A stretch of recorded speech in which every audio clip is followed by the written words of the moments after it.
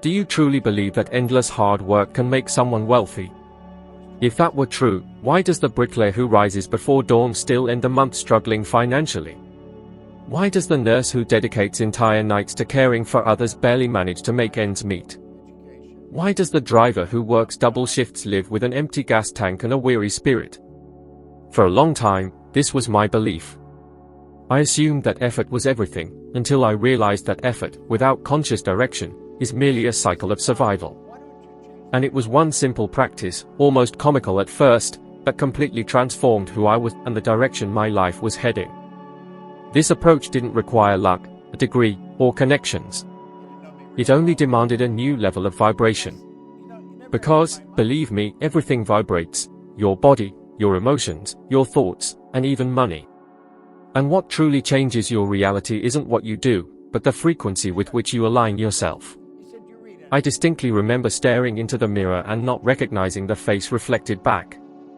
An exhausted man, deeply in debt, with an income that barely covered the bare essentials. I was working for the Toronto Fire Department, and even though I was helping to save lives, I couldn't rescue my own financial situation. Each month the same pattern repeated: I'd receive my paycheck, pay off what I could, defer the rest, and pretend everything was normal. Deep down, constant weight oppressed me, that suffocating feeling that life was passing by and I had no control whatsoever. It was as if the world was designed for the prosperity of others, and I had been born simply to survive. One day, a man named Raymond Douglas Stanford crossed my path. He handed me a copy of Napoleon Hill's Think and Grow Rich, and simply said, "Read this carefully. What's inside has the power to change everything." I didn't believe him. I thought the only way to change my life was to earn more, work harder, or find a better job. But still, I took the book home. I'd read one page and think, this is impractical. It makes no sense. Yet, something inside me wouldn't let me stop. Deep down, I felt there was something inherently wrong with believing a man's destiny was to live in debt and exhaustion. Those words began to penetrate my mind like faint flickers of hope. Hill asserted that everything begins in the mind. That an idea is the seed of all prosperity. At first, I laughed. But then I began to observe my life from a different perspective. I noticed that every decision I made stemmed from a thought, and that the quality of my thoughts was mirrored in my results. And that's when everything started to make sense. I worked hard, but I thought poor. I saw myself as someone who struggled, and the universe simply granted me more reasons to keep struggling. Perhaps you've felt this too, that sensation of spinning your wheels. Working harder, pushing more, but always ending up in the same spot. As if there was a hidden force pulling you back, no matter how hard you tried to move forward. I felt that exact same way. Until I realized the problem was never the activity itself, but the energy I was infusing into it. I was radiating scarcity. I spoke of lack, thought of lack, lived in lack. And the cosmos, like a faithful mirror, could only reflect back to me what I was projecting. It was at that point that I finally understood what Raymond meant: the outcomes never lie, Bob. They are simply a reflection of your vibration. And that was painful. Because I understood that I had created that reality myself. I had tuned my own life to the wrong frequency. It wasn't bad luck, it wasn't destiny, it wasn't anyone else, it was me. And the hardest thing to admit was that, for many years, I had become my own greatest obstacle. But something within me shifted when I accepted that truth. For the first time, I decided I would stop looking for external culprits and start seeking answers within myself. I realized that if everything was energy, then I could learn to direct my own. And if my mind was a frequency transmitter, I could choose what to send out. It was a quiet awakening, almost imperceptible. But from that moment on, my life was never the same. I began to ask myself, what if everything I'd attracted into my life so far was simply a reflection of what I believed was possible for me? And what if, by changing that belief, I could change everything? I didn't have the answers yet, but for the first time, I had asked the right question.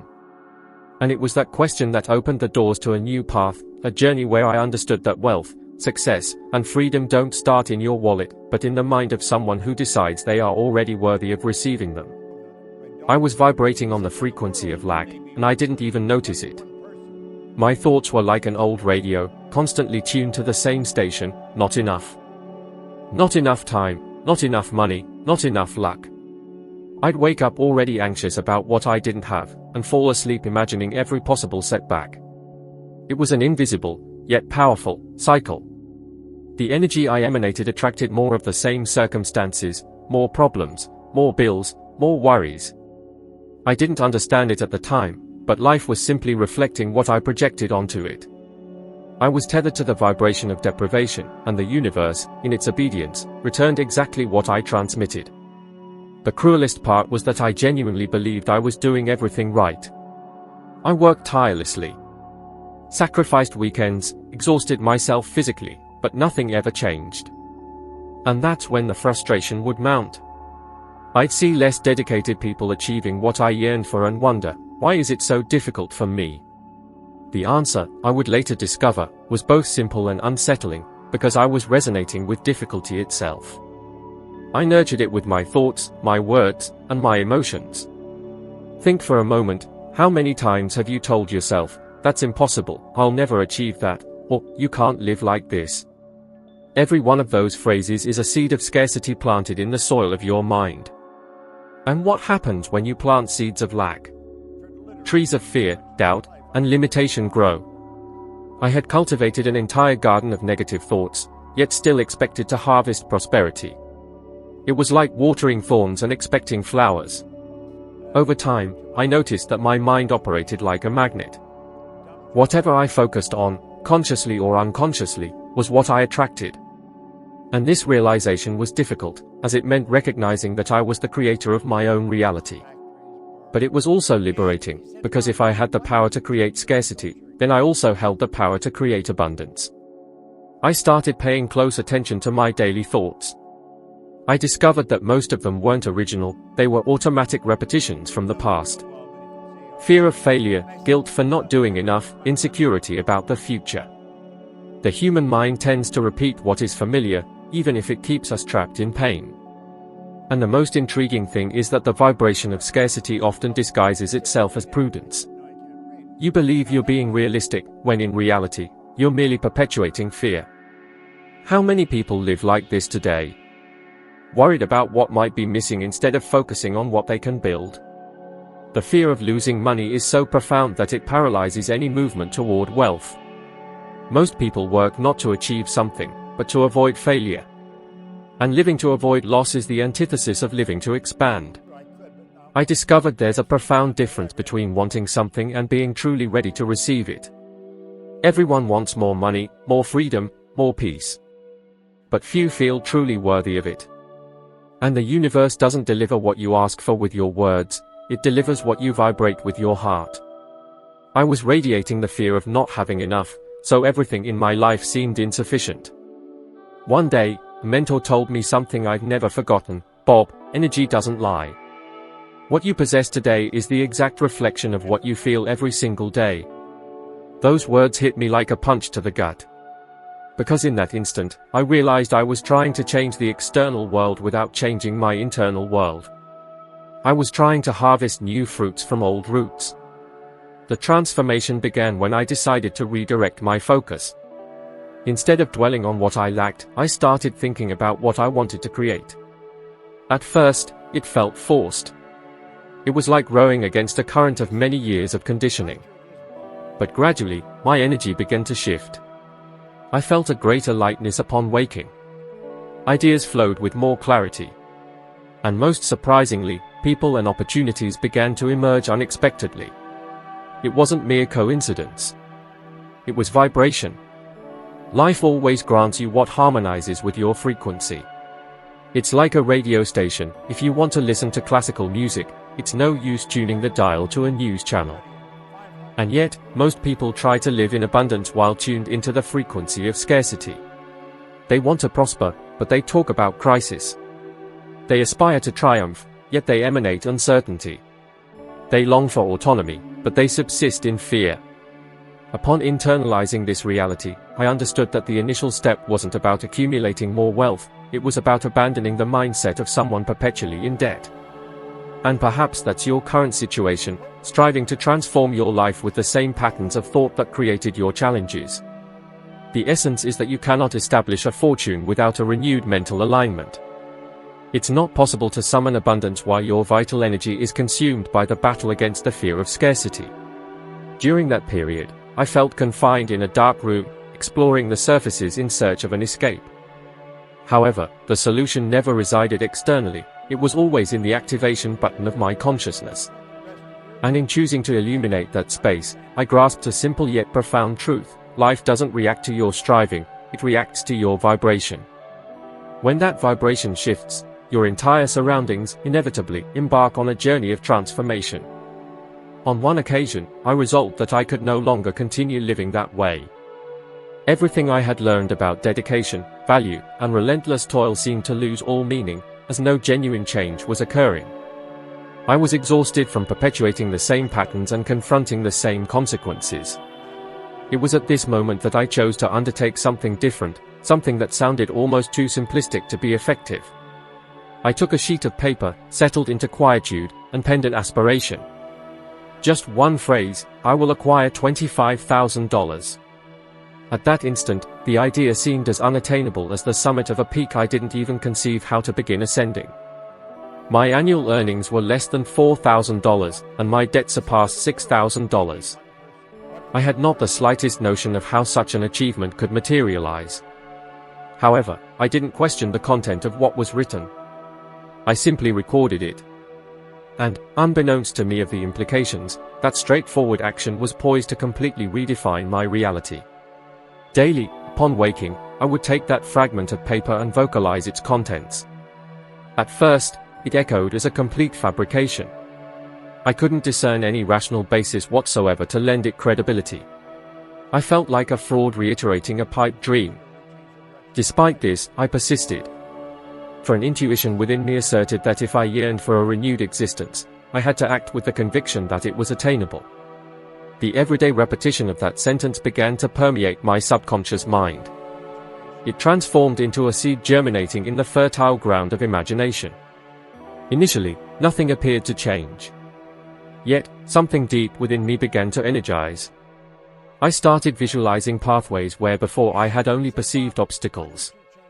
I began to seize opportunities that had previously slipped away without warning. My vibrational frequency was in transition.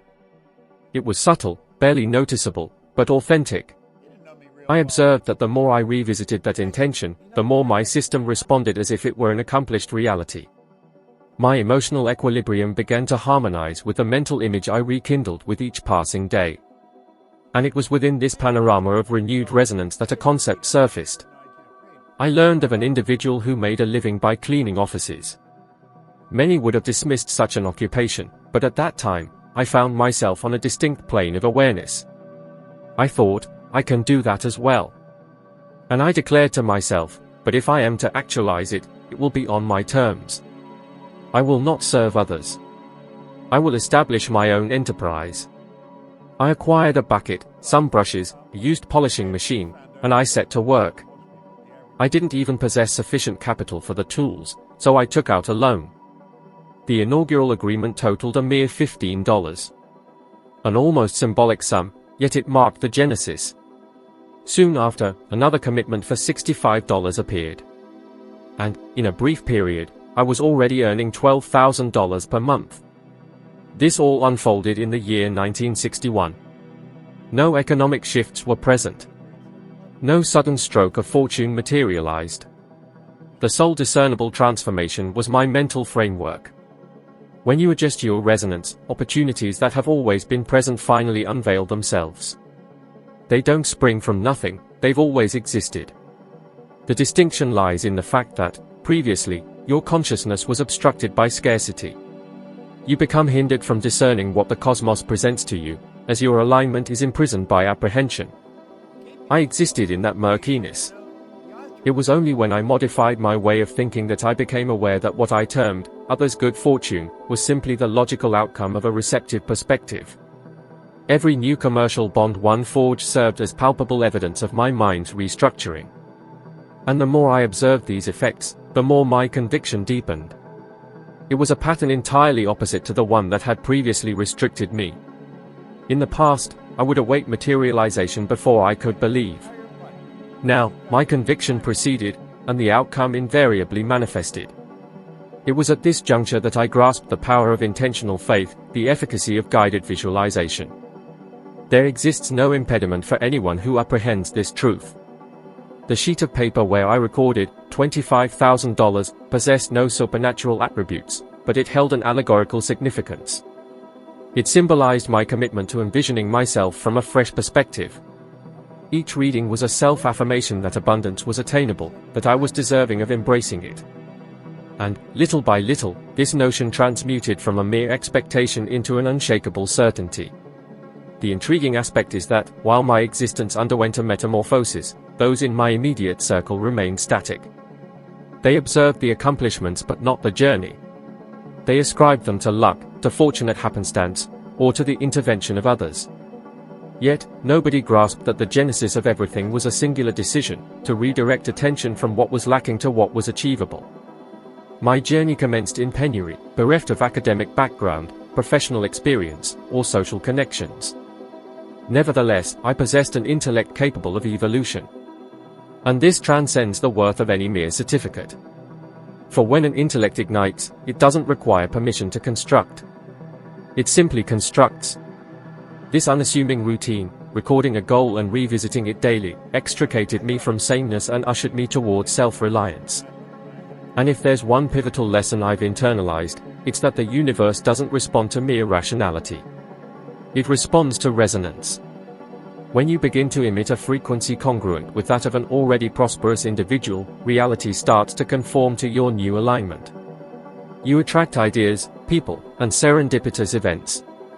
Not through magic, but because, finally, you open yourself to perceive what has always been present around you.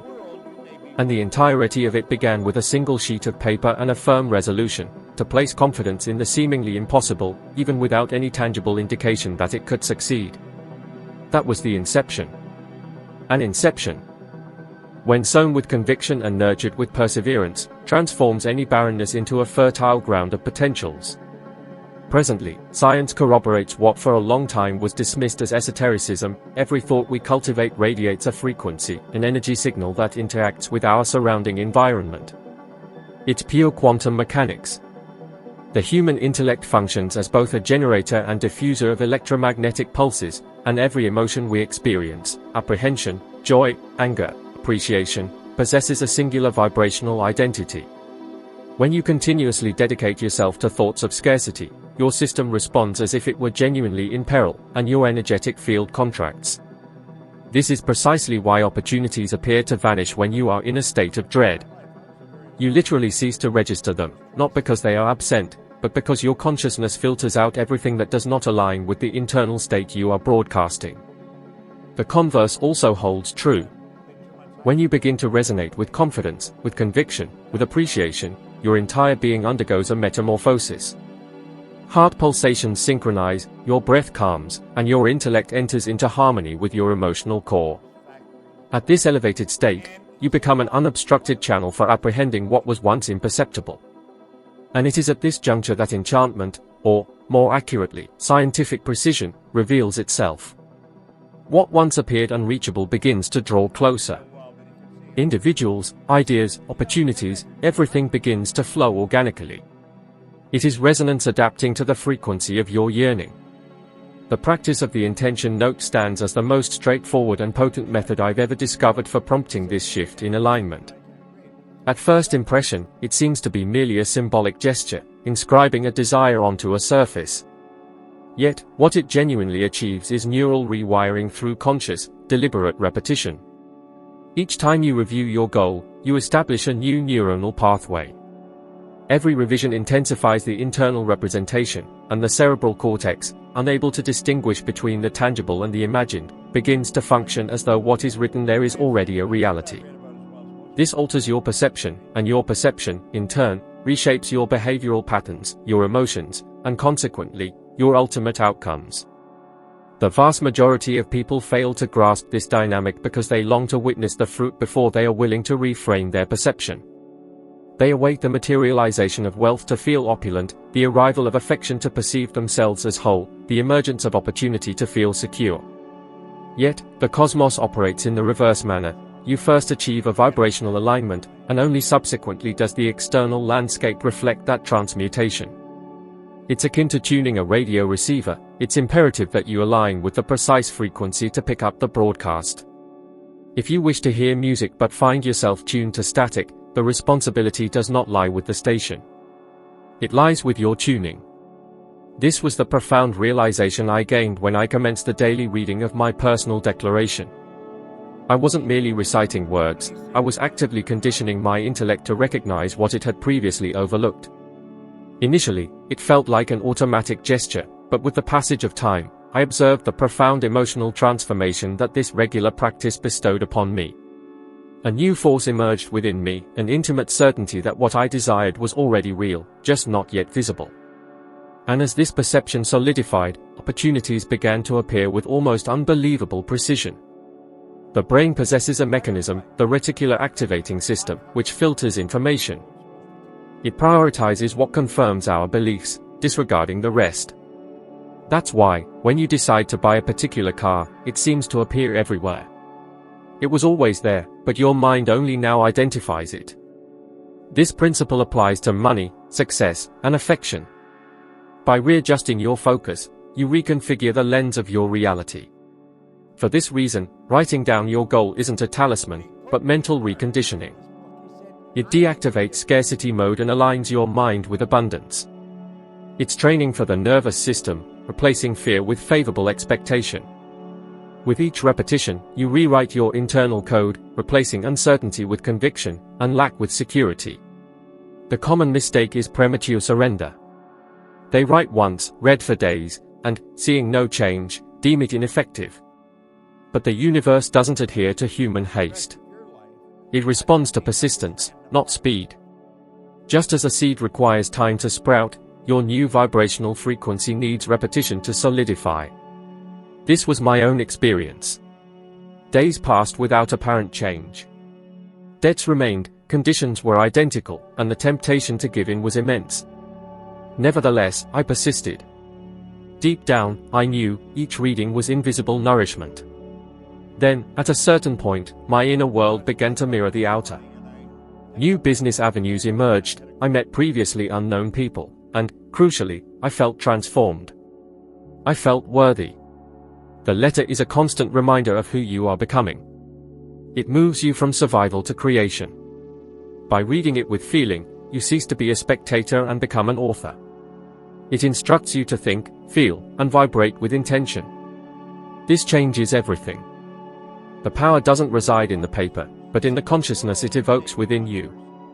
That's why I always say, the issue isn't efficacy, but your willingness to maintain the practice until it works. The universe always responds, it's we who give up first. By understanding this, you see that transformation isn't mystical, but coherent. Aligned ideas generate congruent emotions, which provoke correct actions, and these, undeniably, produce results. This is the essence of all permanent change. We don't attract desires, but rather what we are, think, feel, and believe. The goal letter is the bridge between your current self and your destined self. By reading it with conviction, you send a clear message to the universe and to yourself, I choose to vibrate differently. I choose to create my reality. That's where the metamorphosis begins. I've observed many people accumulate vast fortunes and lose everything in a few years. Intelligent, dedicated, well-intentioned individuals, but mentally unprepared to retain what they had gained. A case that stood out to me was that of a woman, after a lecture. She received a settlement of $280,000. To her, it was like a lottery prize, more money than she had ever seen. Initially, she felt liberated, strong, as if all her problems had vanished. But, 2 years later, she sought me out again. She was indebted, downcast, and lost. The amount was gone.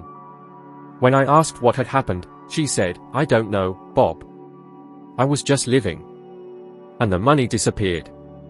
That impacted me, as I had noticed this cycle many times. Money fluctuates, but the mind remains unchanged.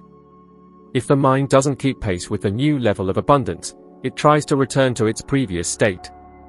I call this the financial thermostat.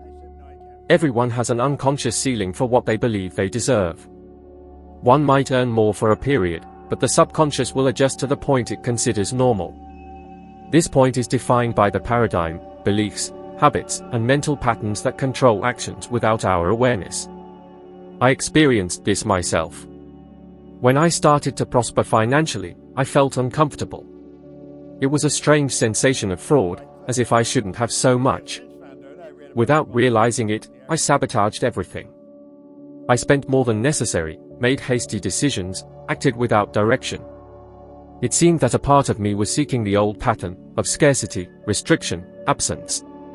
At that moment, I noticed something frightening. The biggest obstacle to success isn't failure, but the unconscious fear of not deserving it. When that woman lost her capital, it wasn't due to carelessness or bad luck. It was because her identity was that of someone accustomed to struggle, not abundance. A mind that has spent a lot of time in survival mode doesn't know how to act when it's freed. It creates impasses, overspends, blames itself, becomes disoriented. It's like putting a cyclist in a race car. They will ruin the vehicle, not by intention, but by unpreparedness. Capital is merely an amplification of your inner self. If your mind is serene, it amplifies serenity. If it's in disorder, it accentuates chaos. That's why many achieve great feats and soon collapse. They believe the failure is external, but the real adjustment must be internal. Consider the times you've seen someone receive a raise, an inheritance, or have a prosperous business, and, shortly after, everything crumble. It seems like chance, but it isn't. The subconscious seeks to return to familiar balance. The human mind prefers the known, even if painful, to the new, even if better. This destroys the fortunes of many. I've almost lost everything myself. It was one of the most difficult experiences, but also the most revealing. There, I understood that, without reprogramming my mindset, I would remain trapped in a cycle of gains and losses. I decided, then, to study the mind. I discovered that the paradigm acts like background software. You can change the environment, but if the program is the same, the result won't change. This program begins early, in the first years of life. We absorb sayings like, money doesn't grow on trees, you have to work hard to deserve it, those who have a lot lose it, and, unconsciously, these become truths. We grow up believing money is scarce, impure, risky, and when we obtain it, we feel guilty. This guilt is the poison of prosperity. It blocks the flow. The more we try to control it, the more it slips away.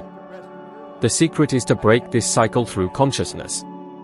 Observe your own actions, notice when fear masquerades as caution and pride as modesty. The woman who lost her $280,000 didn't fail due to overspending. She failed because she didn't believe she deserved so much. As long as the mind doesn't accept abundance, it finds a way to annihilate it. Upon understanding this, everything aligned. I realized that money is a mirror. It reflects who you are internally. If you see yourself as worthy, it stays. If you see yourself as small, it flees. This shift in perspective freed me from inconsistency. By altering my internal image, money ceased to be a problem and became a tool. It began to serve a greater purpose. True prosperity isn't in what you gain, but in the person you become. That's why many who accumulate wealth remain empty. They have the money, but without consciousness. And without it, money becomes a burden.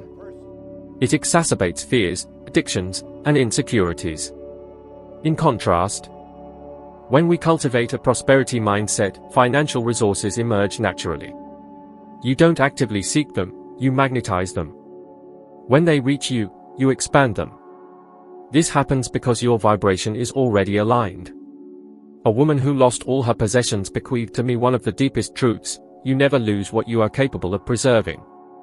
In that moment, I resolved never again to allow my consciousness to impose a hidden obstacle to my potential for reception. Opulence doesn't stem from chance or aptitude. It is, rather, a matter of perception.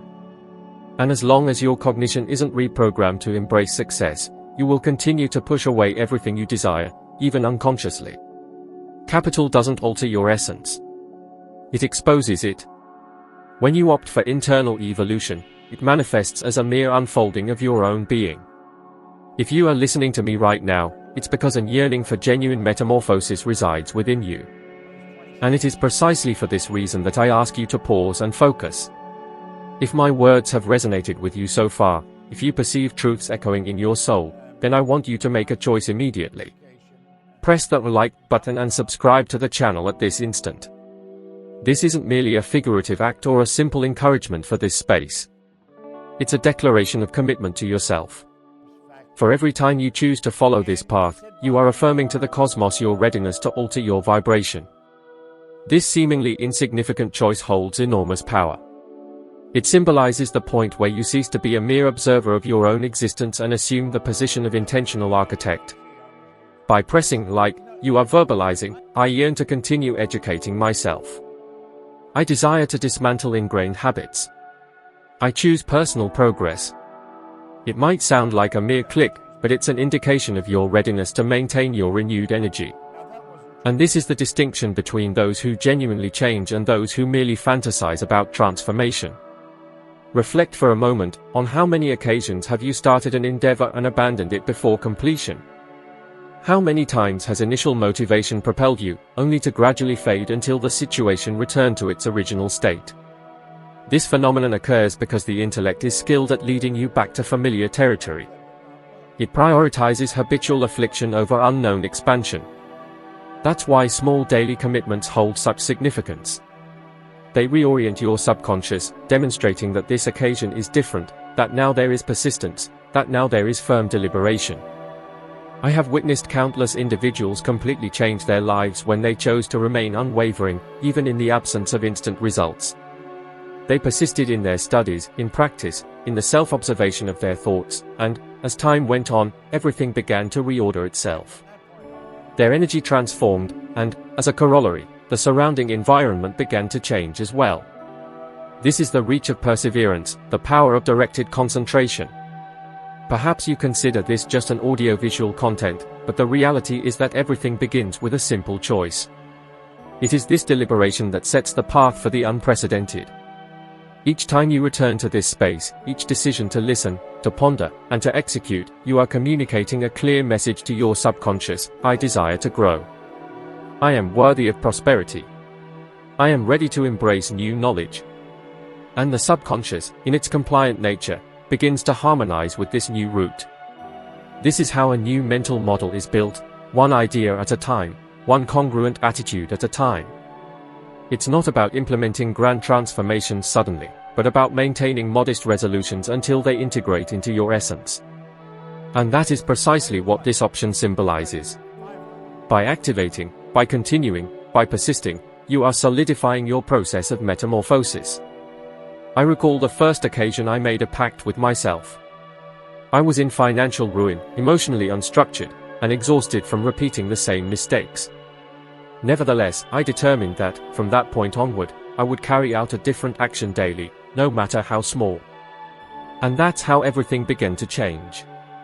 At first, it seemed unimportant, but the strength resided in the reiteration.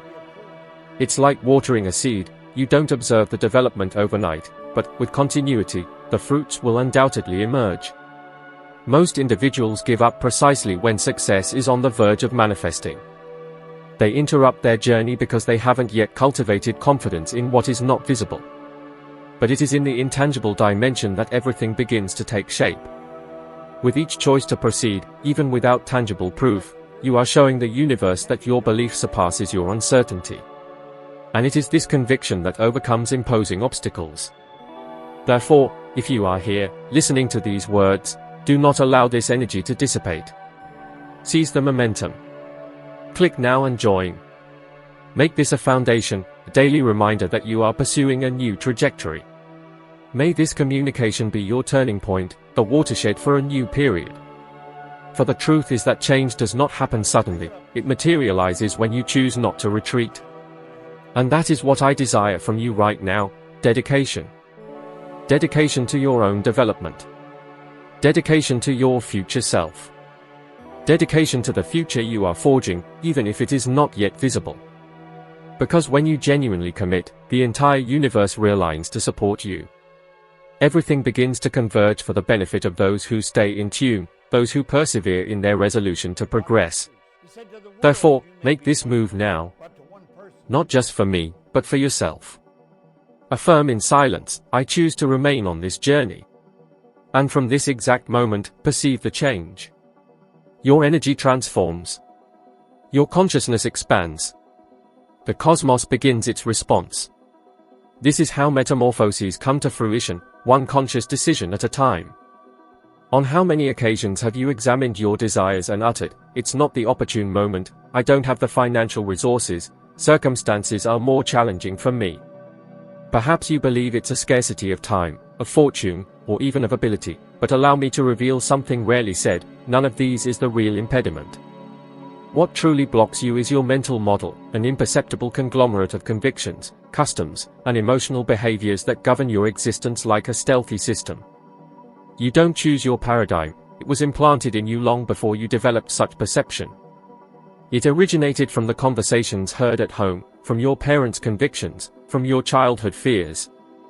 And now, even in adulthood, it imposes the limits on how much capital you allow yourself to acquire, how much joy you believe you deserve, and even how much affection you are capable of receiving. You can even consume all existing literature, attend conferences, undergo training, but if your mental model remains unchanged, you will inevitably return to square one. It is for this reason that many experience a cycle of euphoria and disappointment. They start with vigor, commit to changing, and after some time, everything reverts to its previous state. This is not due to an individual failure, but rather to the old program regaining control. You believe you deliberate consciously, but 95% of your attitudes are automatic, emanating from your subconscious. And it is in that layer that the mental model resides. It does not assimilate rationality, it only understands recurrence. I recall a period when my own mental model relentlessly harmed me. I was earning more income than I had ever conceived, but internally, the identical fear of going bankrupt still subsisted, the same feeling of not being worthy. So, unintentionally, I created scenarios that would make me lose what I had gained. It was as if a part of me needed to prove that I wasn't fit for such magnitude. And this is the harsh reality about the human psyche: we feel uneasy in the face of what exceeds the threshold of what we consider fair for ourselves. Success, for many, is as unfamiliar territory as deprivation. You may have experienced something similar. You achieve a salary increase, but then new expenses appear. You obtain an unexpected sum, but an adversity arises to dissipate it. You start a healthy emotional bond, but, without realizing it, you begin to fabricate non-existent frictions. All of this is the manifestation of the mental model, the former self seeking to safeguard the outdated balance, even if such balance represents suffering. 4. To the subconscious, what is familiar offers more security than what is new. And as long as you do not modify that program, you will continue reliving the same narratives, only with different characters. What, then, is the course of action? The initial step consists of awareness. Begin self-observation. Identify when you are replicating the same behavior, that moment when something progresses favorably and, suddenly, you invent an excuse to stop, or when you are on the verge of undertaking something significant and an inner voice whispers, "It is not advisable." That voice does not come from your intuition, it is your conditioning trying to protect you from change. The second stage is the intentional replacement of that voice. You achieve this through the conscious reiteration of new ideas and behaviors. Your current mental model was built by recurrence, it will be replaced solely by the same process. Reflect on the years you spent hearing phrases like, "Money doesn't bring happiness," "You have to suffer to deserve," "Dreaming big is dangerous." Each time these ideas were uttered, they dug deeper roots into your subconscious. Now, imagine the power of replacing that with new beliefs, fed every day with consistency. I deserve to prosper. Money is a tool for good. Success is natural for me. Initially, these phrases may sound false, but over time, your brain begins to accept them as reality. Neuroscience calls this neuroplasticity. Synapses reconfigure, new connections are created, and your behavior changes. But here's the detail that most ignore: changing a paradigm is not a matter of willpower, it is a matter of persistence. Willpower is useful, but temporary. Persistence, when fueled by a clear mental image and by emotion, penetrates deep into the subconscious and reprograms the system. Therefore, the secret is not in fighting the old, but rather in building the new until the old becomes irrelevant. You don't erase an old belief, you replace it with a stronger one. I learned that fear is merely a reflection of a collapsing paradigm. It arises when your mind tries to pull you back into your comfort zone. But if you remain steadfast, if you push through that fear and follow with action, that is where your new reality begins to be born. Because fear is the last barrier before growth. And when you overcome it, the subconscious understands, this is the new normal. From then on, what once seemed impossible becomes natural. The truth is that there is nothing wrong with you. What exists is a set of beliefs that no longer serve you. And now, it is your responsibility to replace them. All of us have the capacity to change, no matter our age, past, or current condition. You are not the product of your circumstances, you are the product of your decisions, and the most important of them is deciding what you want to believe about yourself. So, start now. Observe your patterns, identify where you self-sabotaged, write down the beliefs that limit you, and create new, more powerful ones. Read them every day, with emotion, until they become natural. With each repetition, the old paradigm weakens, and the new gains strength. And one day, without realizing it, you will look at your life and see that everything has changed, not because the world gave you something different, but because you finally ceased to be a prisoner of your old self.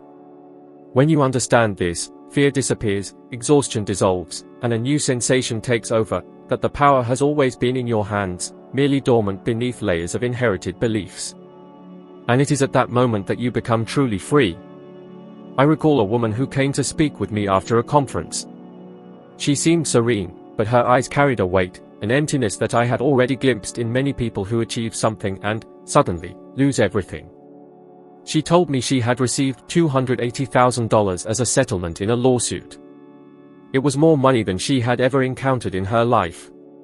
She believed that, at last, things were evening out, and that amount would be her turning point. And for a while, that's what seemed to happen. She paid off debts, bought a new car, traveled, made donations, and helped family members. But 2 years later, she was in debt again, perhaps in a worse situation than before. She couldn't understand how that was possible. I understood right away. The money had changed, but her mind hadn't.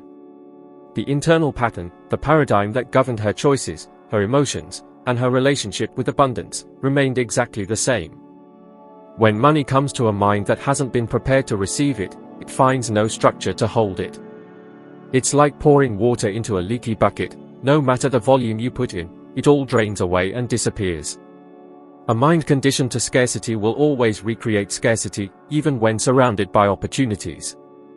And that's not fault, it's conditioning. From an early age, most people were taught that money is dangerous, that wealth corrupts, and that success is for a select few. And even without realizing it, these ideas become inner mandates. When someone who believes this receives a large sum, their subconscious comes into conflict. It feels that something is wrong, that this state of abundance is not safe. And then, unconsciously, the person does everything to return to familiar territory, that of lack. This woman was neither irresponsible nor thoughtless. She simply had never learned to feel comfortable with prosperity. Her paradigm stated that money is unstable, that those who have a lot end up losing it, and that being too much is dangerous. And the subconscious always works to confirm the beliefs it holds. This is how the human mind maintains coherence, even if that coherence means misery. She started spending uncontrollably, not out of pleasure, but out of guilt. The guilt of having more than others, the guilt of standing out, the guilt of somehow appearing ungrateful for having received so much. And the result was predictable. Before long, everything disappeared. I've seen this story repeat itself countless times. People winning the lottery, inheriting fortunes, achieving success, and, after a few years, returning exactly to where they started. Not because they were poor managers, but because their inner world hadn't adjusted to the new level of abundance. Money amplifies what is already within you. If there is fear within, it will amplify fear. If there is insecurity, it will amplify insecurity. But if within you there is a solid image of worthiness, purpose, and gratitude, it will amplify peace.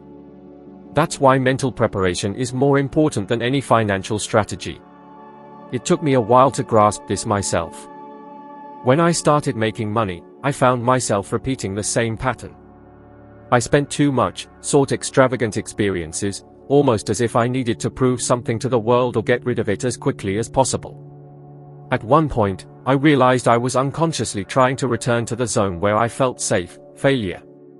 That's when I understood that the real challenge isn't creating wealth, it's sustaining the mindset of someone who is wealthy. Being wealthy isn't about having money, it's about having a prosperous consciousness. And a prosperous consciousness is something that needs to be cultivated. It starts with how you see yourself in relation to money. When you think of wealthy people, what comes to your mind? Arrogance? Corruption? Luck? As long as you associate wealth with something negative, your subconscious will never allow it to stay with you. That's why many unconsciously sabotage their own opportunities, because the human brain seeks coherence between belief and reality. If you believe that being wealthy is wrong, you will find a way to push wealth away. I often say that money doesn't change people. It merely reveals who they truly are. It removes masks and amplifies identity. Therefore, before achieving great results, it's essential to shape a new self-image. The woman I spoke of could have kept that money if she had worked on her mindset, if she had learned to see herself as someone capable of managing it wisely. She didn't need a new financial advisor, she needed a new set of beliefs. And this process is deeply emotional. Because it's not just about understanding money, but about healing the relationship you have with it. Money isn't the villain. It's neutral, an extension of your energy, a mirror of your beliefs. If you believe that money is scarce, you will feel fear every time it comes. If you believe that money is a tool for expansion and contribution, you will use it to create, to grow, to serve. The energy of money responds to the dominant feeling within you, and that feeling is born from your inner vision. I remember telling her, "You didn't lose the money, you merely lost alignment with the vibration of abundance." She fell silent, and her eyes filled with tears. And I saw in that moment that she understood. Money was never the problem. The problem was what she believed about herself. And when a person changes what they believe about themselves, they change what they believe about the world. If you recognize yourself in this story, understand this, it doesn't matter how much you've already lost. You can start anew, and this time, with a mind prepared to receive, to keep, and to multiply. Abundance isn't a destination, it's a state of consciousness. When you become someone who vibrates prosperity, the universe finds 1,000 ways to send you what is rightfully yours. It all begins when you stop thinking about how to get more money and start thinking about how to become someone capable of sustaining it. For money is transient, but the perception that attracts it remains with you eternally. There are individuals who ascend to the top and, unexpectedly, fall as if the cosmos had deliberately removed them from their position. However, the cosmos doesn't subtract anything from anyone, it merely returns to each one the exact representation of what resonates within them. I've witnessed such occurrences more times than I can recount, and one of the narratives that impressed me most was that of Mike Tyson. A man who, while still very young, achieved notoriety, influence, adoration, and a net worth that exceeded $360 million. He possessed everything many aspire to have: skill, vigor, recognition, and financial resources. However, in just a few years, it all vanished. Not because he lost his competence, but because his mind remained trapped in the vibration of his past. He had assimilated from an early age that the world was a hostile environment, that affection was conditional, and that aggression was the only path to respect. He grew up in a scenario of suffering, lack, and fear. And even when the flow of money began to come in, that fragile child still lived within him, crying out, suspicious of everything and everyone. Tyson didn't lose his wealth merely due to excesses, but because, at his core, he never considered himself worthy of stability. His subconscious still operated based on a survival model. And when the mind radiates survival, it undoes any structure that represents permanence. The money arrived quickly, but the mindset didn't follow. And this is precisely how the universe operates. It only sustains what is in concordance with its energy. If your mind resonates with destitution, even if you receive opulence, it will fragment until everything returns to the point of inner balance. It's like trying to sustain a masonry construction on quicksand. The issue isn't in the construction, but in its foundation. On the other hand, there are individuals who faced the greatest setbacks life could present and, despite that, prospered from the inside out. Oprah Winfrey is a case I hold as living proof that the capacity for transformation lies within the psyche, and not in circumstances. She came into the world in a small town in Mississippi, amidst extreme poverty. She endured mistreatment, contempt, humiliation, and yet chose something few others choose, not to let anguish define her worth.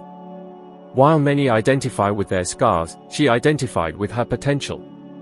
From a tender age, she understood that the only way to escape obscurity was to expand the light within her. And that's exactly what she did. Oprah's frequency was always one of overcoming, of purpose, of affection, and of help. And that's why the cosmos continued to expand everything she touched. She built an empire not because she aimed to be a millionaire, but because she decided to serve the world from her authenticity. Abundance merely responded to the coherence of her energy.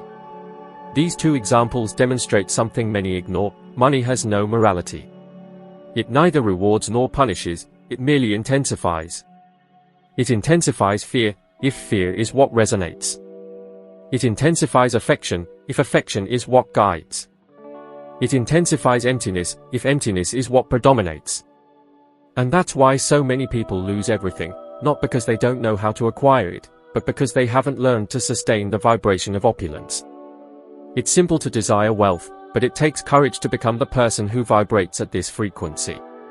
For prosperity demands a new identity. And this new identity needs to be cultivated like an orchard. Daily. One must pull out the weeds of scarcity, those tiny inner voices that utter, "You don't deserve this, this is too much for you," they will take away what you've achieved. These quietly repeated convictions are what sabotage the most promising outcomes. The only way to silence them is to replace them with a new truth, a truth that emerges from conscious awareness, self-knowledge, and the consistent practice of reconditioning thought. I myself have observed talented individuals undermine themselves by believing they weren't worthy of success. When opportunity arose, something deep inside them made them pull back. Sometimes it was fear of judgment, other times, guilt for leaving someone behind. But, in essence, it always stemmed from the same source, the pattern of unworthiness. And it is this paradigm that annihilates entire empires and prevents millions of individuals from realizing their full potential. This is because the subconscious holds an invisible limit, a boundary that defines how much a person allows themselves to prosper. When this limit is reached, they self-sabotage to return to what they consider a safe baseline. What distinguishes those who succeed from those who fail is not intelligence or talent, but rather their mental architecture. Those who cultivate a representation of abundance, who believe they deserve what they possess and can progress even further, remain stable even when their environment fluctuates. This inner steadfastness manifests in every dimension of existence, in finances, relationships, health, and serenity. It is a state of profound congruence that no adversity can disturb. This is why I assert that genuine opulence begins in the intangible. It's not about how many dollars are in your bank account, but about how much consciousness resides in your mind. When you perceive yourself as someone capable of prospering, capital merely becomes a natural consequence of your vibration. When you see yourself as small, the universe restricts your possibilities to keep you aligned with your conviction. Everything you experience is a reflection of what you believe yourself to be. Tyson and Oprah exemplify two extremes of the same law. One demonstrated what happens when success outpaces consciousness. The other showed what is possible when consciousness develops faster than any impediment. Neither was blessed with more luck than the other. What distinguishes them is the level of mindset each chose to cultivate. Because, ultimately, what destroys or multiplies is not money, it is the energy that sustains it. When you understand this, everything transforms. You stop chasing results and start building the vibration that attracts them. You cease seeking wealth and begin to become someone who lives in a state of abundance. And it is at this point that the universe bows to your conviction and your congruence. Because when your vibration and your desire become a single entity, there is nothing that can prevent you from creating what you wish. That is where authentic prosperity begins, not in your bank statement, but in the mind that has learned to vibrate as if it already is worthy of receiving everything. There is something most people have not yet grasped: your external reality is merely an exact mirror of your inner universe. The capital you acquire, the connections you forge, the opportunities that arise, all of it is just a visible manifestation of your invisible state of consciousness. If confusion, fear, and uncertainty reside within you, the world around you will precisely replicate that. Your reality isn't what happens to you, it's what you radiate into the world. And until you assimilate this truth, you will continue trying to change the scenery without changing the main character, yourself. It took me countless years to learn that nothing changes externally until something changes internally. For a long period, I believed that a change of location, occupation, or partner was the solution. However, each time I made such a change, I ended up in the same patterns, with results that only appeared different. It was like trying to paint a shattered mirror. I could choose new colors, but the fracture continued to reflect the same me as before. The human psyche resembles a projector. It creates internal images and projects them onto the physical plane. And what you call reality is merely the film being shown on the screen. Your self-image is the script of that film. It is the reference point that establishes how far you allow yourself to advance, how much you deem yourself capable of receiving, what you believe you can achieve. Every individual carries a mental representation of who they are, and this image operates like a thermostat for life. Even if you raise the room's temperature, the thermostat will adjust to return to its usual setting. This is why so many people improve for a while and then revert to their starting point. They haven't changed the thermostat. They haven't modified the image they hold of themselves. I have witnessed this happen with people who amassed fortunes overnight. Gamblers, artists, entrepreneurs. Some came to possess sums amounting to millions of dollars, but few managed to keep them. The explanation is simple: the external world expanded faster than their internal consciousness. The mind previously accustomed to surviving didn't know how to live in abundance. And the subconscious worked to harmonize everything, restoring balance, the balance of restriction. This is why most lottery winners return to their initial condition within a few years. They didn't lose financial resources. They simply reverted to the internal pattern that felt familiar to them. This mechanism is so potent that it operates even when you are unaware of its influence. If, in any dimension, you hold the belief that you lack the necessary competence, your external reality will repeatedly confirm it. If you adhere to the premise that success demands suffering, you will discover arduous paths even to triumph. The psyche constructs panoramas that corroborate your convictions. And the promising information is that, as you begin to restructure these convictions, the cosmos reacts instantly. Subtle signs manifest. Different individuals emerge. Opportunities that once remained unnoticed become evident. For the cosmos does not oppose you, it merely mirrors what you project. I recall a period when I earned a very high salary. However, the feeling was that it was never enough. There was always something that made me feel inadequate, as if the success I enjoyed was ephemeral, a fleeting fluke about to end. It was then that I understood the issue wasn't in external conditions, but rather in my own perception of myself. Internally, I still saw myself as that aimless young man, lacking academic qualifications, devoid of purpose. That past representation functioned as my imperceptible barrier. And until I replaced it, I would persist in self-sabotaging to remain at the emotional level of yesteryear. When, at last, I adopted the belief that I was capable of transforming into an entirely renewed person, events began to align in an almost supernatural way. Nevertheless, there is no magic to it. It is merely a phenomenon of the science of the mind. Both quantum physics and neuroscience have already shown that your convictions shape what you perceive. Your cerebral cortex holds a filtering mechanism called the reticular activating system, which discerns what is relevant based on your fundamental beliefs. If you believe the environment is adverse, your brain processes only what validates that perspective. If you believe the world overflows with chances, it will reveal precisely that to you. The transformative factor in your existence does not come from what surrounds you, but rather from how your mind has been trained to observe. Therefore, If you desire an unprecedented outcome, do not seek a different scenario, invest in a renewed perception of yourself. Ask yourself, who do I believe I am? What do I truly consider myself worthy of? Such questions are unsettling, yet indispensable. For it is only when you discern what you genuinely think about yourself that you can choose something different.